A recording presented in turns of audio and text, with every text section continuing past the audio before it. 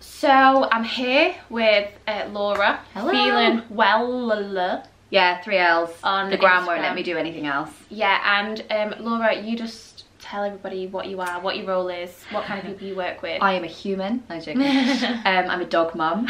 And I'm also an eating disorder specialist, so predominantly helping women who are in a transition of their recovery. They might have gone through NHS treatment, they might have had something more intensive, and then they come out and they are left with all these feelings about their body, maybe their recovered body, or just simply want to continue healing their relationship with food and body image, and that's where I come in. So I see people on a one-to-one basis in Harley Street or on Skype, so from all over the world. I do lots of advocacy, lots of campaigning for eating disorders to get the message out there, lots of speaking events, to just spread the message that recovery is possible and show you how. Yeah, she basically really fucking cares about eating disorders. I care a lot. Yeah, and I think your job is something which is massively needed, because I know when you've like got to your healthy weight and your therapists are kind of like, I don't really need to see you anymore, but you still know like mentally you've got such a long way to go, and it's almost like, you know, your last appointment with your therapist, you're a bit like, oh my god, what do I do now? Exactly, and I think we've got such an emphasis on that, and the campaign that I've been running this week that Vic's been like really involved with is all about the fact that anybody can have an eating disorder. So half of the people that come to see me have never been underweight or are in larger bodies, and I want to help them because it doesn't discriminate. You can struggle with your relationship with food at any weight, so completely it can be really like abrupt. It can, and it can be really difficult, and you can almost feel like, I think, you know, that's one of the times in people's lives when they have a relapse, because it's like, I don't really know who I am. My eating disorder was who I am, but now I've left my therapist. Now he says that I'm recovered from my eating disorder. What the hell do I do? So yeah. And that's when there's like a whole other part of work to do. Oh gosh, yeah. Like I think when I had like physically recovered, on top of that, took me about 3 years. Oh yeah, to fully recover. So that's a little bit of info about Laura, and I put out some a little question thing on Instagram for people to ask questions about eating disorders and things that they're struggling with and things like that. So we're going to try and get through most of them, things that we feel are relevant to everybody. So yeah, hopefully this helps. How do you gradually transition from restricted eating? So are we talking from a more disordered eating place? I guess so. Yeah. So I guess disclaimer again, depends on the individual.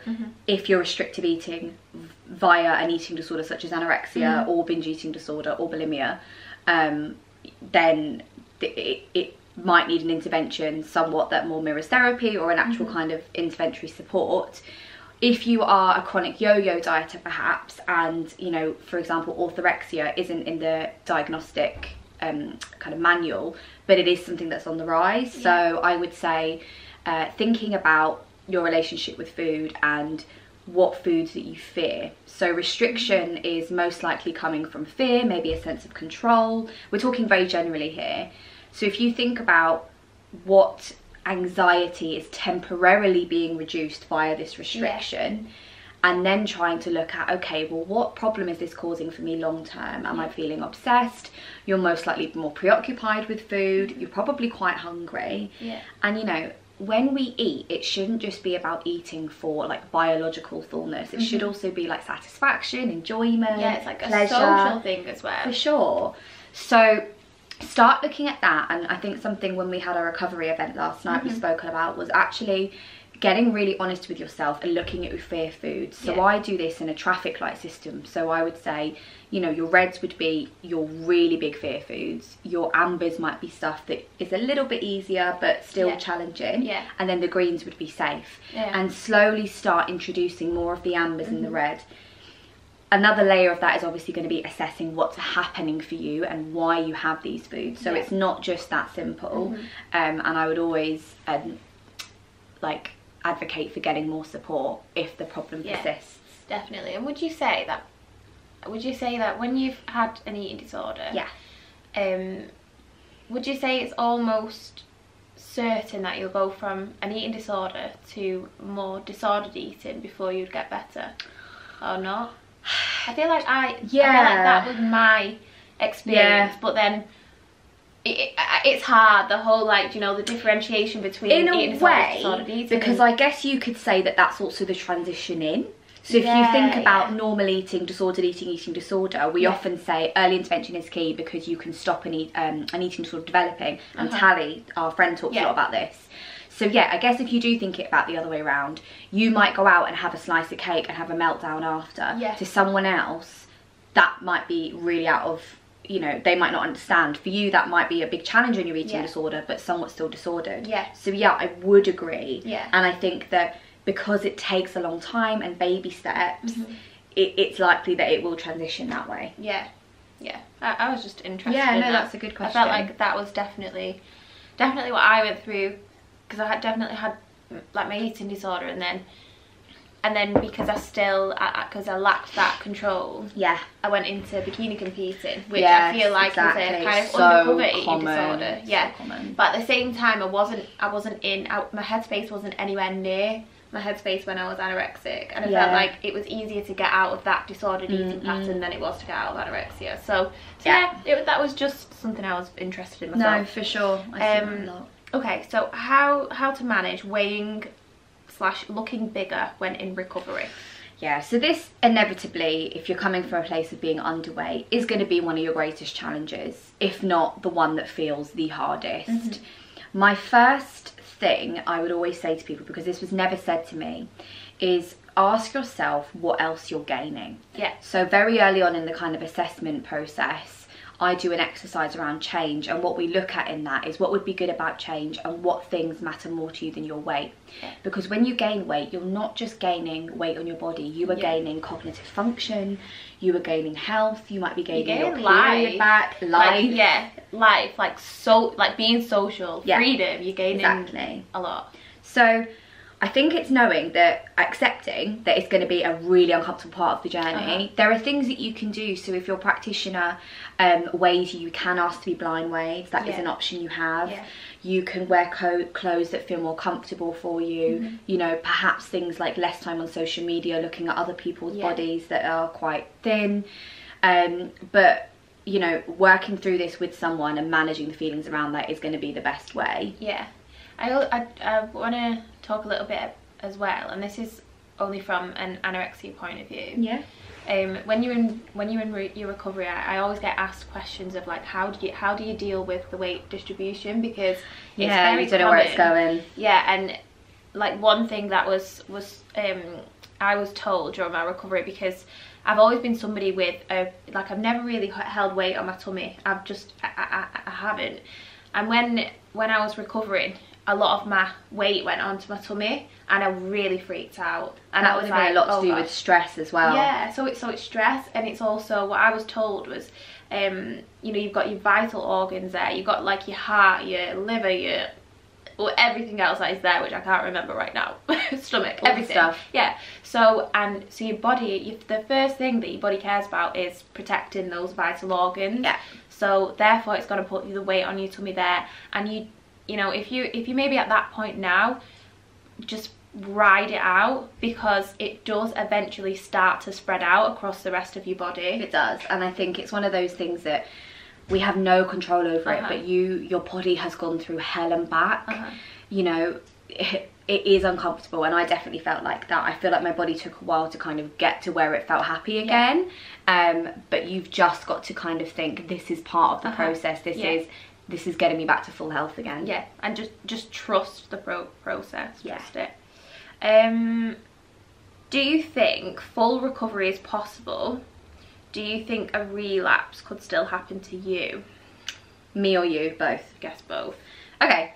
Yes, I do. And I think I'm often asked this with someone I think who feels very doubtful of it. Disclaimer, I would not be doing this if I felt in any way I was vulnerable. I think it is management. It's management. So I was saying last night to the girls at our event, and guys, that I still get stressed, I still get anxiety, I still overthink. I'm a human, first and foremost, but it does not manifest and hasn't for a really long time in food and body image. Therefore, you learn coping mechanisms, you know, not just through therapy and the early interventions, through personal development, through life experiences, through the hard stuff. And I feel like if I walked around saying that I didn't believe full recovery was possible, who is that going to help? Yeah, so true. What is the point of going for it if you don't believe you can eventually live free without it? Yes, you might get negative thoughts that pop in your head, but your ability to act on them or ignore them and manage them is the game changer. Yeah, definitely. And I think, so like me and Laura are both very sensitive people. And I think that's a trait with people who get eating disorders. It is typically. So whereas now we might not get affected by food and body, there'll be other things that will affect us, and there's other things that will make us anxious and things like that, but you learn how to control it. You learn how to, like, I've done a lot of personal development, so like working on myself, learning to understand who I am, what my values are, what my beliefs are, and why when you know, something doesn't go as planned, or when I have expectations of other people, why I feel so down about that. But I also learn how to deal with it as well. And I think you just learn, like, one thing I've realised, like, I went through a loss recently, and there was like a week to 2 weeks when I literally just felt horrible, and I felt really, really down. I felt numb, and it was like one of them things where you're like, will I be happy again? Knowing that you will, but I was just completely lost it. And for the first time, I felt like insecure in myself, and I feel like there's such a correlation, and this is like my own research that I've done with myself and with clients and with friends, that when you're in a situation or an environment where you're not happy and you're feeling maybe overwhelmed, or you're feeling, you know, if somebody's being mistreated in the workplace and things like that, a lot of people turn to their bodies and they turn to want to change themselves, when in reality sometimes you've got to change the environment. Sometimes you've got to get yourself away from like people who don't make you feel good, because I genuinely think that when you're in that kind of space, it can make you feel insecure about your body. But yeah, when I'm feeling good, and like when life's just okay, I just don't have any thoughts about myself. And I think that's all part of the process. And I think relapse is such a like it can be so determined based on what's going on. So I think of it as lapse, relapse, collapse. So lapsing might be a few thoughts that you have, a few behaviours feel like they're seeping in, but you're able to regain autonomy over that. Relapse might be a few more consistent behaviours and thoughts. You definitely want to be flagging that up with someone. A collapse would be full-blown going back into the eating disorder. So that also helps you to be quite self-aware in that process and catch yourself as you go along. Okay, how do you achieve a healthy relationship with food? From a more general angle? Let's just go general. I feel like a lot of people I feel like one of the things that happens when it comes to health and fitness, or just finding your health, because you are so misled on social media and through advertising and marketing, you want to seek this health, you want to be healthy, you want to be a really healthy person. And I think there's these like stages that I see a lot of, and it's like you found it and you become really excited by it. You become excited by feeling the energy, you become excited by also feeling part of a community in a lot of ways, and like finding this kind of level of health and energy and whatever, and then it's very easy to become obsessed. So a healthy relationship with food doesn't mean eating all the kale in the world. No. A healthy relationship with food is how you feel around food, how much you think about food, how much you enjoy what you're eating. So the main things I would say is, if you have I always used to say healthy relationship with food. I've now thought of it more from a positive or healing perspective, because I feel like it depends how we define health. Your health is your mental health. So do you think about food all the time? Are you constantly worried about the next thing you're going to eat? If you eat something that's not on your plan, are you obsessed? Even if you were eating 4 bowls of broccoli a day, if you have those thoughts, that is not a good relationship with food. Because a good relationship with food means balance, it means flexibility, it means allowing yourself to have what you truly want to eat without beating yourself up. It means being able to listen to your signals. It means being able to reject diet culture and the mentality that being smaller is better for your health, which isn't true. So having a healthy relationship with food per se is not really much to do with the food you're eating. Because once you have a good relationship with it, you will naturally fancy a chocolate cake and then some broccoli. Maybe the other way around, but you just naturally do start to recognize the energy that your body needs, whilst also allowing yourself to have things that feel more satisfying. What is the best way to support a friend through it? Now, you do work with carers as well, don't you? Yes. So this is such a good question, and a question which I've learned a lot more from working with people, but I think more generally, just obviously I have friends and I'm also in a profession where I help people.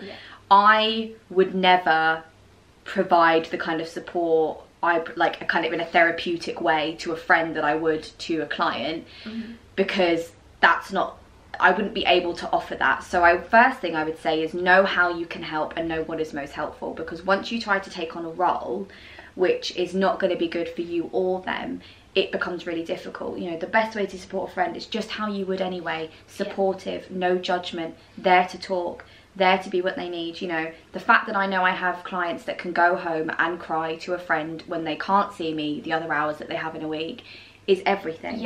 So that role is so important. But you also, you know, the things I would say not to do is don't keep it to yourself. If someone opens up to you, it is a duty of care really to pass that information on, because you're not going to be able to offer them what they might get if they were in a hospital or had some sort of therapeutic intervention.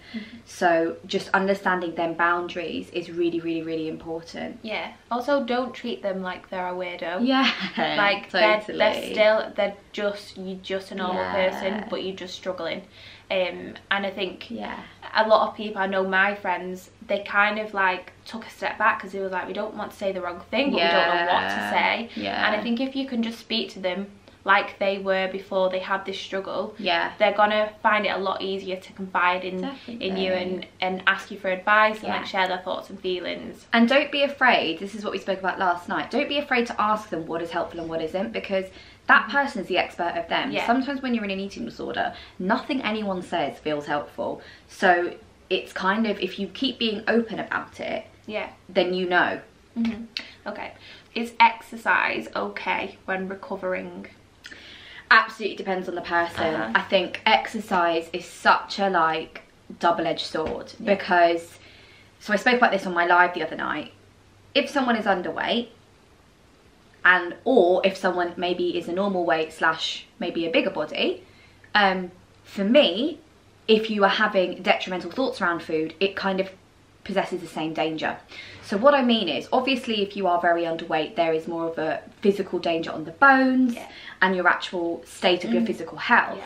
But even if someone isn't in that, it's still really important to figure out how exercise feels for you mentally. So, and also exercise, I just want to throw it in, exercise is a stress on the body, although it's a positive thing. It's a great thing to move your body and be exercising, but it is a stress on the body. So if you're already putting a huge amount of stress on your body, it's not gonna be a very positive thing to put another bit of stress onto your body. So that's just something to think about. No, that's so true. And this is gonna be, I'm gonna keep saying this, but it's because you have to ask someone that you're working with if you are under the care of a health professional. We don't know your weight or anything, but generally trying to move your body in a way that isn't based around weight, numbers, even performance to an extent. I feel like I often ask people, how would you like your relationship with exercise to be? And the things that come up are maybe fun, social, stress relief,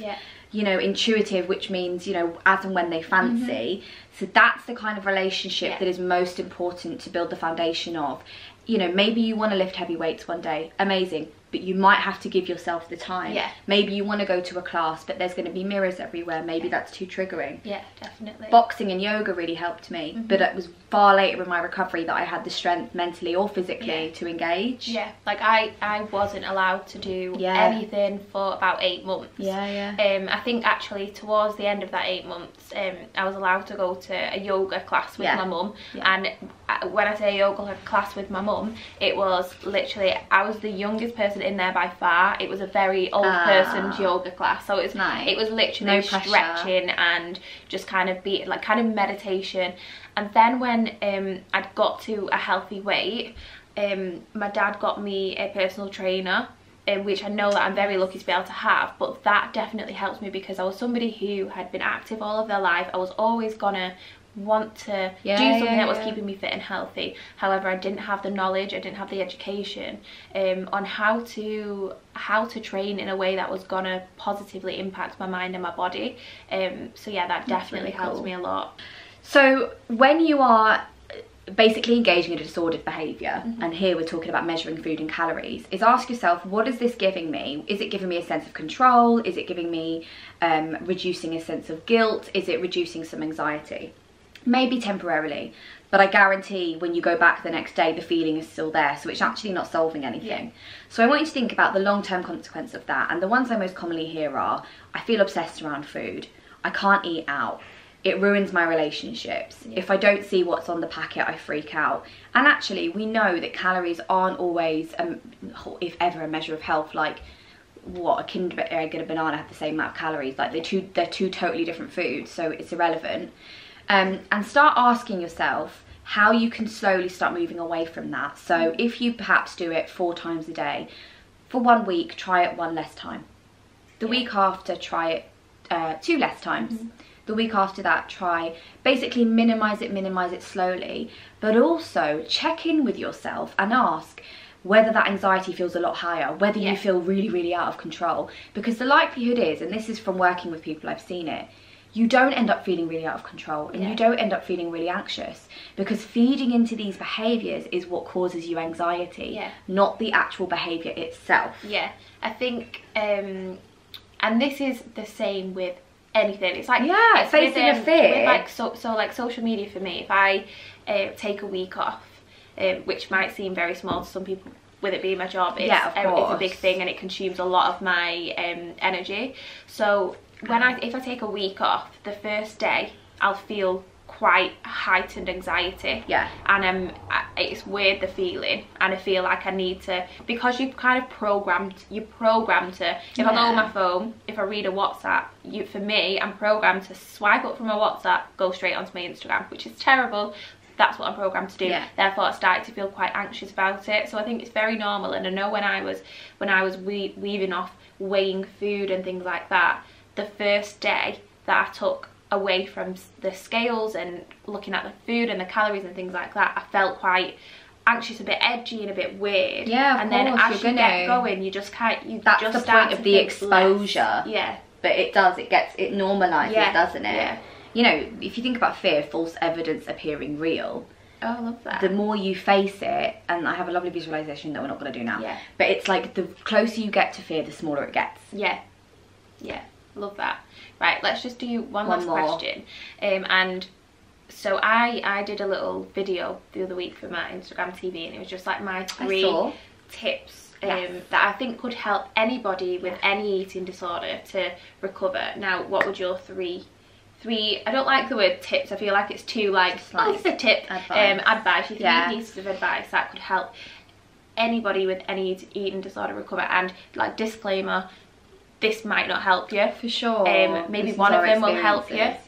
Maybe 2 of them will help you. Maybe none of them will help you, but it's just a little bit of advice. It's quite a controversial one, but I would say that, you know, the recovery community online is really, really big now. And I think in many ways it's really positive and you can take a lot of inspiration from it. But I think one of the worst things you can do is compare your journey to someone else's. Every single person has a different experience in recovery, and that can be to do with how long it took to get treatment, the kind of treatment they had, the eating disorder they had, the family support they had, or lack thereof. So use other people for inspiration, but never ever, you know, well, I say never ever, try not to fall into that trap of comparing yourself to it, because it will only make things harder for you. I am sure you're probably doing the exact best that you can, and only you know the steps that are going to take you forward. So try and just as much as you can focus on your own journey. I'm sure there are lots of things that are going to help you that have helped other people, but still always ask yourself the question of what's helping me at this moment. Okay. Are we doing one each or? No, oh, okay.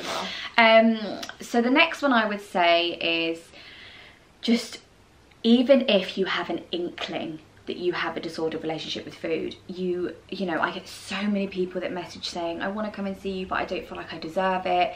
I don't want to take up your time. Listen, preventative is the best cause. Oh, yeah. The best tool to prevent things getting worse. The sooner you seek help, the better chances you have of making a full recovery. And in turn, you're almost helping loads of other people, because you're kind of enabling them to do the same thing. So your problems and your experience of recovery or a disordered relationship with food and body image is valid and worthy, and you know, you deserve to seek help. So just please don't leave it till the last minute. Yeah. I think my last one would be, and I know it sounds very cheesy, but just try not to give up on yourself. I think and I know Vic has been there, you wouldn't believe it now, but there was literally a point where I thought it would kill me and I didn't really care that much, because I thought I haven't got the energy to get better. Yeah. And somehow, 13 years on, sometimes you don't see how life could be any better if you got better. Exactly. It's really hard. It's like almost being possessed in your own bubble. But the fact that we are both sitting here now, like, I genuinely would not even be able to look in a shop window mirror and catch a glimpse of myself without having like a panic attack. Yeah. So even if you think the step you're taking is the smallest step, even if you have to imagine, if your life's a book, you have to stay on the same page over and over again and then move to the next one, it feels really slow. You've got your whole life to make this work. You've got your whole life to reach recovery. So just please don't give up on yourselves. We didn't. We're here. And whatever it takes, maybe you need to try different interventions, different methods of support. You deserve that. You owe yourself that. So just, I guess don't give up. Yeah, definitely. And you'll link things below where people can get help, won't you? Yeah, definitely. I think focusing on the bigger picture can be a really positive thing, and it's hard to do when you're so in your own head. But I know, you know, things like when I wasn't allowed to exercise, I thought that was the end of the world. And in reality, and people kept saying to me, do you know, taking this year off is setting you up for like 50 years of being able to do whatever you want, being able to eat what you want, being able to work out, and being free from it. So yeah, just think, you know, this time that you're gonna spend in your recovery, it's setting yourself up to have an incredible life on the other side, and knowing that although it seems so far away, you're gonna get there, and you're gonna get there way sooner than you think, because time goes by so freaking fast. It does. So yeah, just always remember that bigger picture. Yeah, love that. I think that's a good thing to end on. Thanks to Laura. You're welcome. Thanks for having me. You guys can find me on feelingwell.com and Instagram feelingwell with 3 L's. But if you have any inquiries, please email me, laura@feelingwell.com, and anything urgent, a helpline like Beat, who I work very closely with, would be my best advice to get through to. Thank you. Bye.